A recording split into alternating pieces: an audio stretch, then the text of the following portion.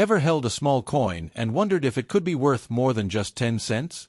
Well, today we're diving into the fascinating world of the 1989 US 1-dime coin, a tiny piece of change that most people overlook, but for coin collectors, it can be a hidden treasure. Whether you found one in your pocket change, inherited a jar of coins, or just love exploring the history and value of money, this is a story you'll enjoy. So, let's uncover what makes the 1989 dime interesting, how to identify the rare ones, and how much they might be worth today. First things first, let's talk about what this coin actually is. The 1989 dime is part of the Roosevelt dime series, which began in 1946 to honor President Franklin D. Roosevelt. The design has been pretty consistent over the years. On the obverse, you've got Roosevelt's profile facing left, with the word Liberty on the left side, In God We Trust under his chin, and the date 1989 right in front. Below the date is the designer's initials, JS. That's John Sinek, the man behind the coin's design. Flip it over, and you'll see the reverse side featuring a torch in the center, symbolizing liberty, flanked by an olive branch for peace and an oak branch for strength. Around the rim are the words, United States of America, E pluribus unum, and 1 dime at the bottom. It's a clean, balanced design that hasn't changed much in decades, but here's where things get interesting. In 1989, dimes were minted in 2 main locations, Philadelphia and Denver. You can tell where yours came from by looking for the mint mark right above the date. A small P means it was struck in Philadelphia, and a D means Denver. If there's no mint mark, don't get too excited. By 1980, all U.S. coins from Philadelphia started carrying the P, so a missing mint mark on a 1989 dime likely means the letter just wore off over time. But in some earlier years, missing mint marks could mean a rare error, so it's always worth double-checking. Now, the majority of 1989 dimes are made from a copper-nickel-clad composition, 91.67% copper and 8.33% nickel, with a copper core visible when you look at the edge. They weigh about 2.27 grams and have a reeded edge, meaning those little ridges around the side. So, are 1989 dimes rare? Honestly, most of them aren't. The U.S. Mint produced hundreds of millions of these coins, so they're still pretty common in circulation. But, and this is a big but, there are certain error coins and high-grade examples that can be worth much more than 10 cents. Error coins happen when something goes wrong during the minting process.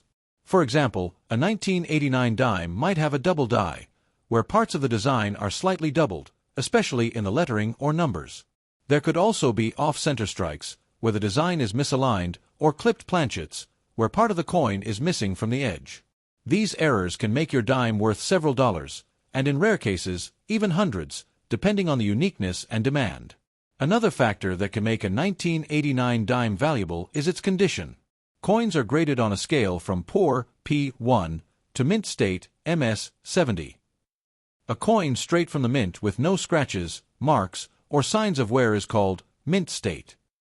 Most dimes in circulation have been handled, dropped, and rubbed in pockets, so finding a 1989 dime in MS 66 or MS 67 condition is rare. Collectors are willing to pay a premium for these high-grade coins. For example, a 1989 P dime in MS 67 condition has sold for over $100, and a top-quality 1989 D dime can fetch similar amounts.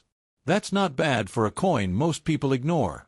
Now, here's something that surprises a lot of people: proof coins from 1989. These aren't coins you'd find in your pocket change.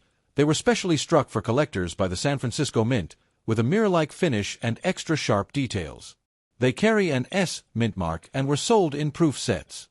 While most 1989 S-proof dimes aren't extremely valuable, a flawless example graded PR 70 can bring in some nice money from collectors who want the perfect coin for their set. When it comes to value, here's a general breakdown.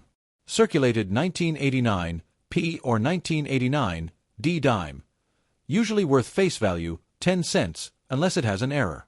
Uncirculated MS 65 or higher, $2 to $10, sometimes more for top grades. Proof 1989 S dime, $1 to $5 in typical proof condition, higher for perfect grades. Error coins, $20 to several hundred, depending on the rarity and demand. So, how do you know if your 1989 dime is worth more than pocket change?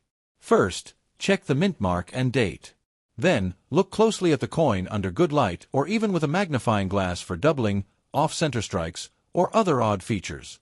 If the coin looks unusually shiny with no signs of wear, it might be an uncirculated example worth holding on to. If you think you've got something special, you might want to have it graded by a professional service like PCGS or NGC. They can authenticate the coin, assign it a grade, and put it in a tamper-proof holder. A certified coin often sells for more than a raw coin because buyers trust the grade. One cool thing about the 1989 dime is that it's old enough to have nostalgia value but new enough to still be found in circulation. For younger collectors, it's an affordable way to start building a set of Roosevelt dimes, and for seasoned collectors, it's a chance to hunt for that elusive high-grade or error example.